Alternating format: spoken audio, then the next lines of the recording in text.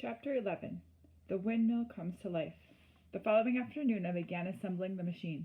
I dragged the bicycle, tractor fan, blades, bolts, and dynamo outside and arranged them along the dirt. I'd chosen an area behind the kitchen, which doubled as my laboratory. The acacia tree provided plenty of shade against the mid-morning sun, and I'd also determined it was the ideal place to catch the eastern winds that rushed over the highlands from the lake. The first thing I wanted to do was connect the blades to the tractor fan. This called for a drill, so I went into the kitchen and stuck the cob-handled nail into the fire, and once it glowed hot, I bore a square pattern of 4 holes into the top of each plastic blade, plus 2 more in the center. This process of heating, melting, and reheating took nearly 3 hours. Next, I emptied the sack of nuts and bolts that Gilbert had given me onto the ground and started to fasten the first blade.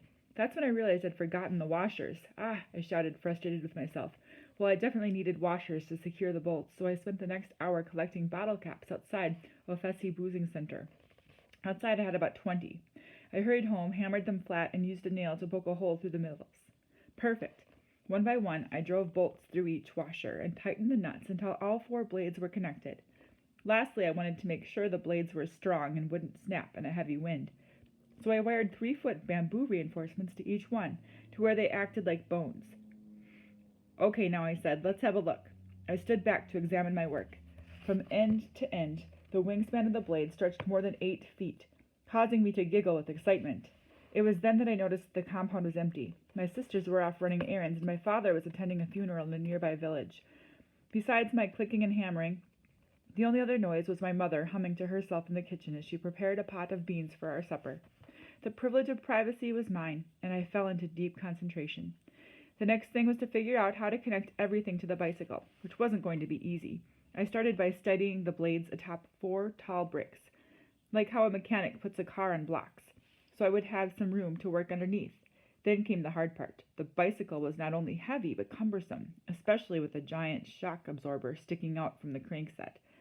But I managed to lift it high enough to flip it over, then dropped the shock absorber onto the center hole of the tractor fan. Quickly, I crouched down underneath the bricks and jammed a cotter pin through the other end, locking it tight. Finally, I attached the dynamo to the bike frame, so its metal wheel hugged against the side wall of the tire. I strung the chain, which was coated in warm black grease, over the crankset and made sure it held tight against the sprockets. By the time I finished the chain, the sun was setting behind the trees, and soon it would be too dark to work. I packed my tools away in my room, then moved the windmill against the wall of the kitchen and out of the way. I drew a bucket of water from the well and heated it for my bath, and after bathing, headed inside for supper. By then, my sister Rose had returned from the shops and saw me in the courtyard. "William, we haven't seen you all day," she said. "People in the trading center were asking about you." "Well, today your brother was busy," I said. "I told them you were playing with your metals to make power." "Something like that," I said, smiling. "Just wait. Soon you'll be in for a surprise, along with everyone else." I ate my supper like a real working man, saying nothing except to utter a few well-orchestrated grunts.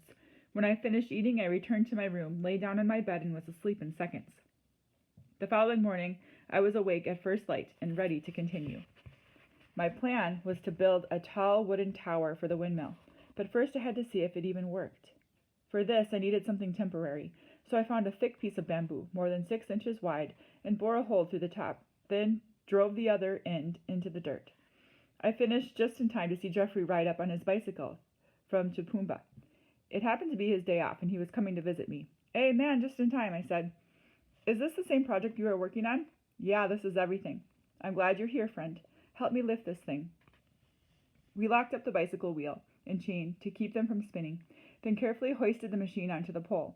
I was out of rope, so once it felt sturdy, Jeffrey secured it using long strips from an inner tube. "Shall we?" he asked. "We shall." Jeffrey unlocked the tires so the blades could spin, except we didn't realize how quickly this would happen. In Malawi, the wind is never still. Within seconds, the blades were spinning so fast the chain snapped in half, and the pole nearly tipped over. "Hold it!" I shouted. Jeffrey and I barely managed to catch the machine before it crashed to the ground and broke apart. Once we had a grip, I twisted the pole and turned the blades out of the wind's direction. Then I spent the next 2 hours fixing the chain. The main reason for the test was to see if the dynamo produced enough current. I already knew it could power a small bicycle lamp, but what else? I went to my father's room and grabbed his international radio, which was forbidden to me, given my history with the family's other electronics. When I returned, Jeffrey gave me a look. "Does your father know you're borrowing this?" he asked. I waved him off. "He's in the trading center. He'll never know it was gone." I jammed the dynamo's 2 wires into the radio's AC socket, and Jeffrey unlocked the windmill blades. They began to twirl, and the dynamo's metal wheel zipped against the spinning tire. For the slightest moment, I heard music. It worked. But a second later, black smoke started to pour out of the speakers. "Oh no," Jeffrey said, and ripped out the wires. The radio sat on the ground between us, sizzling like an egg. He spun around, looking for my father, but I was too excited to care. "Did you see that power?" I screamed, jumping up and down. "Did you see it?" The radio blew up because the dynamo produced too many volts of electricity. Voltage, as I learned in my book, is how you measure electrical pressure. Think of it like the water pressure coming out of a hose. The dynamo produced 12 volts when someone was pedaling like normal, but this was enough for a radio or light bulb to manage. But when the wind gusted and spun the blades like mad, it caused a power surge that increased the voltage and fried my father's radio. I had to figure out how to reduce it. I flipped through explaining physics to where it showed a diagram of 2 separate light bulbs, both being lit from a low 12-volt AC supply, exactly like my dynamo. Both bulbs were connected by long wires. One bulb burned very bright, because of something called a transformer, which boosted the voltage and made it stronger. But the second bulb didn't have a transformer and glowed dim and yellow. That's because without the transformer, power was lost in the form of heat on its journey through the wires, something called dissipation. "Mr. Jeffrey," I said, "since energy can be lost in the wires when traveling long distances, perhaps we can try this on the dynamo." I went into our big pile of radio parts and found an old motor. I cracked it open, removed the core, and unwound the long copper wire. I then wrapped it around a stick, creating my own kind of reverse transformer. I attached one end of the wire to the dynamo and the other end to my father's radio, which somehow managed to survive the power surge. Just like in the book, I was giving the electricity an extra long road to travel, hoping some of its voltage would get lost along the way. "Okay, try it again," I said to Jeffrey. He unlocked the blades and the wheel and dynamo began to whir. This time, there was only music. Our test was complete. The windmill sat on the bamboo pole for 2 days, hidden behind the house and out of sight. In the meantime, Jeffrey, Gilbert, and I set out to build a real tower. The 3 of us met in front of my house one morning with our panga machetes and walked into the blue gum forest.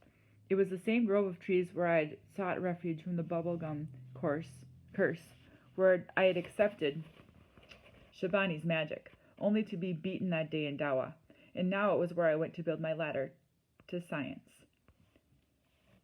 We walked through the forest, looking carefully at each tree. Finally, we chose one that was about 18 feet high. We tore into the trunk with our blades, and after 10 minutes, the tree crashed to the ground. We used our pangas to prune the branches, then stripped the thin bark with our hands. By 3 o'clock, we'd felled and cleaned 2 additional trees, and were hoisting them onto our shoulders, headed home. Just behind the kitchen, we set the poles deep into the ground, each one the same distance from each other. Each pole was wrapped in jumbo bags to keep out the termites. We took smaller branches and nailed them sideways like rungs of a ladder, using nails that Jeffrey had bought, using his pay from the maize mills. By sundown, the tower was complete. It stood 15 feet high and was remarkably sturdy. However, from just a short distance away, its long and spindly legs gave it the appearance of a wobbly giraffe. "Get some sleep, gents," I said. "Tomorrow we raise the machine." I could barely sleep that night and was out the door before the rooster even crowed. When I rounded the kitchen, Gilbert and Jeffrey were already standing by the tower. "Look who decided to sleep late," Jeffrey said. I was so happy to see them. The windmill's frame weighed about 90 pounds, and the only way to hoist it up the tower was by rope and pulley. I didn't have any rope, so I had to borrow my mother's wired clothesline instead. I fastened one end to a crude handle that I'd made on the windmill from a piece of bamboo. I climbed the tower with the other end and looped it over the top rung, then dropped it down to Gilbert. From where I stood, I could see over the trees to where the patchwork of fields and forest joined the highlands. "Okay, Gilbert," I yelled, "bring it up." Slowly, he began to pull. The bamboo handle lifted in the air, followed by the large gangly frame. "Easy now." Jeffrey stood below me on a lower rung to guide the machine as it climbed. The 3 of us now pulled with all of our strength. "Come on, guys," I shouted. "Let's see those muscles." "I'm pulling as hard as I can," said Gilbert, straining under the weight. "Don't let it slip, Jeffrey." With each pull, the windmill lurched sideways and banged its cumbersome blades against the wood. A couple of times it got stuck in the rungs, and Jeffrey had to knock them loose. Little by little, it made its way up the tower. After half an hour, we finally had it close to the top. When it came within reach, I grabbed the handle and screamed to Gilbert, "Tie it down!" Gilbert looped the wire around the base pole, and the windmill held. Jeffrey joined me at the top to secure the machine in place. The day before, we drilled 2 holes in the wooden poles. My hot nail drill wasn't big enough, so I had to use flat bolts instead, a process that took hours. We'd also asked Mr. Godston to cut two matching holes in the bicycle's crossbar with his welding gun.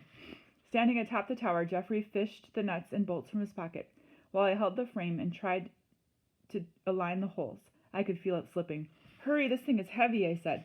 Jeffrey slid in the bolts and tightened them with a wrench. Once everything was fastened, we looked at each other and smiled. The machine felt sturdy and very strong.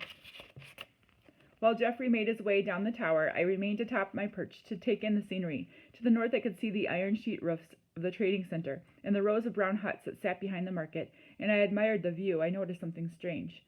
A line of people had emerged and were heading in my direction. They must have seen the tower from a distance and were curious to have a look. "We have visitors," I said. Within minutes, a dozen people gathered at the base and gazed up at the machine. I recognized a few of them as traders and shopkeepers. One was named Kalino. "What is this thing?" he asked. Since there's no word in Chichewa for windmill, I used the phrase Majestia Mivo, electric wind, I answered. "What does it do?" "Generates electricity from the wind." "That's impossible," Kalino said, laughing. I turned to get a reaction from the crowd. "It looks like a radio tower. And what kind of silly toy is that?" "Well," I said, "just stand back and watch." I climbed down from the tower and ran into my room for the final piece.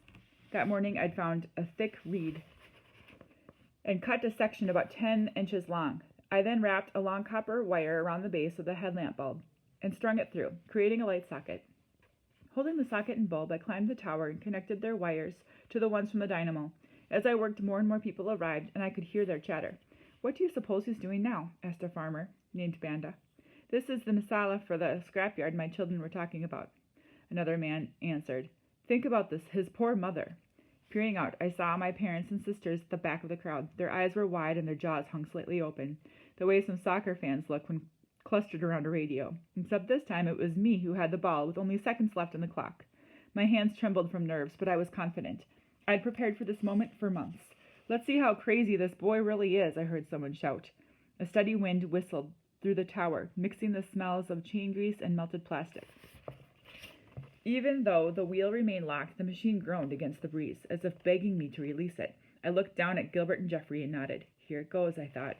I jerked the wheel loose and the blades began to spin. The chain snapped tight against the crankset and the tires slowly turned. Everything happened in slow motion. "Come on," I said, "don't embarrass me now." Just then a strong gust flung me backward. The tower began to rock so much that I wrapped my elbow around a rung just to hang on.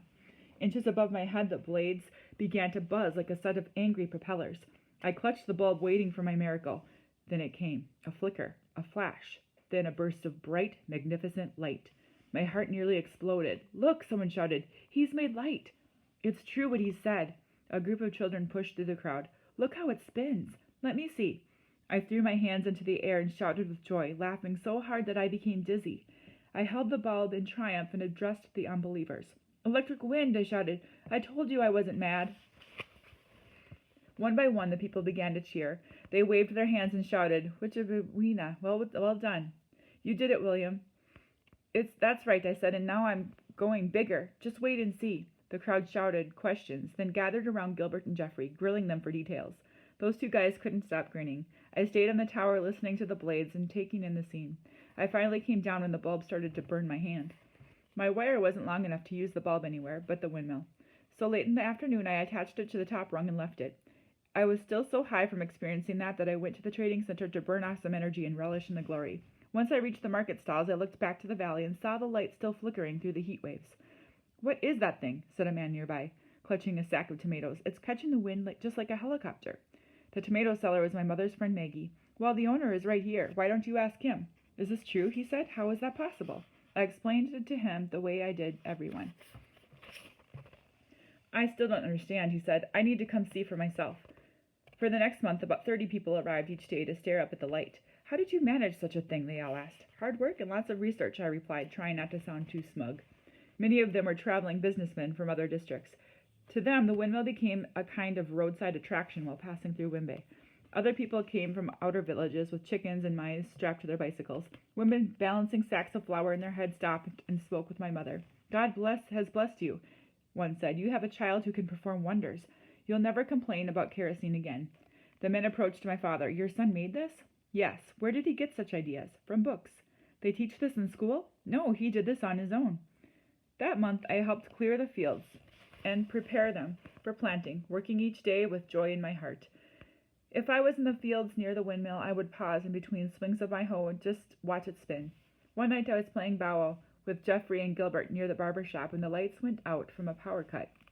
While everyone was cursing the dark, I snuck home and connected the bulb, then ran back. Oh, I hate these power cuts, a man complained, leaving the barber shop with only half a haircut. What power cuts? I said with a smile. Have you chaps seen my house? Mr. Ipanga, the barber, leaned out his shop, still clutching his dead clippers. William, I think you take pride in our power cuts just so you can boast about your electric wind. Perhaps. The next month I started working on lighting my house using the windmill. To do this I needed loads and loads of electrical wire, but as usual I had no money to buy any. Then one afternoon Gilbert and I were at Charity's house when I noticed long sections of copper insulated wire, the very kind I needed, being used as clothing line. In fact, a whole spool of the stuff sat in the corner of the room. Hey man, I said to Charity, how can you play around with this wire when I need it so much? Someone had given it to him as payment for a ganyu, he said. But since you're my cousin, I'll give you a discount. I was on my way to the trading center to look for a job when Gilbert pulled out 100 kwacha and gave it to Charity. Just like that, I had 30 meters of copper wire. I promise I'll pay you back, Gilbert, I said. Don't worry about it. Just put lights in your room. Once again, when all hope seemed lost, Gilbert came to the rescue. I ran toward home clutching the heavy spool. As I flew down the trail and into the valley, I could see the windmill spinning in the distance. Now every time I saw it, my stomach did a flip. I unspooled the wire enough to measure the distance from the windmill to my room, then clipped it with my knife. Clutching one end, I climbed the tower. A windmill in motion was a hazardous work environment. The blades were spinning so fast I had to be careful or else I'd end up with a haircut. Also, the dynamo was producing real electricity. As I unhooked the bulb and attached the new wire, I was mindful not to cross them or I'd get a shock. To be extra safe, I wrapped a jumbo bag, which is plastic and doesn't conduct electricity, around the junction where the wires tied together. The roof of my bedroom was made from pallets of grass wrapped in plastic sheeting, each supported by several wooden beams. Standing on a ladder, I wrapped the wire 2 turns around the middle beam, the one nearest my bed, then popped a hole through the pallet and lowered it down into my room. Inside, I made some final attachments, then pulled the bulb from my pocket. I may not be touching the wall to get light, I thought, thinking back to Gilbert's light switch, but this is close enough. I connected the reed and bulb, and in an instant my room was illuminated. I ran to the door and slammed it closed, then marveled at the new electricity. For the first time ever, I had my own lighted space. That evening after supper, I lay in bed and just stared up at the bulb. It flickered yellow to the rhythm of the spinning blades outside, bright enough to read the library books I'd stacked up around me. I heard a knock at the door, and soon my family had crowded into my room. Look, it's William staying up past the dark, my father said. Congratulations, said my mother. We'd also like to have lights in our rooms. Think you can manage? Only if you're okay with having electricity generated by a madman, she laughed. You proved us all wrong in the end, but I'll admit I did worry. My sister rose, then asked, what if the wind stops blowing? It was an important question. The light will go off, I said, and I'll be stranded. That's why I have plans for getting some batteries. More specifically, I needed something like a car battery so I could store power for times when the wind was calm. A car battery was also big enough to power the entire house. Once I had one, my family could finally toss out those kerosene lamps and live like modern people. The lights were just the first step. The next windmill would pump water for our fields and give us more food. Windmills would be our front line against hunger. That first night with light, I stayed awake reading, explaining physics, trying to prepare for my next step. I read for hours, long after everyone else was asleep, while the termites feasted on the roof and clouds of red dust pushed under the door. As usual, a strong wind was blowing.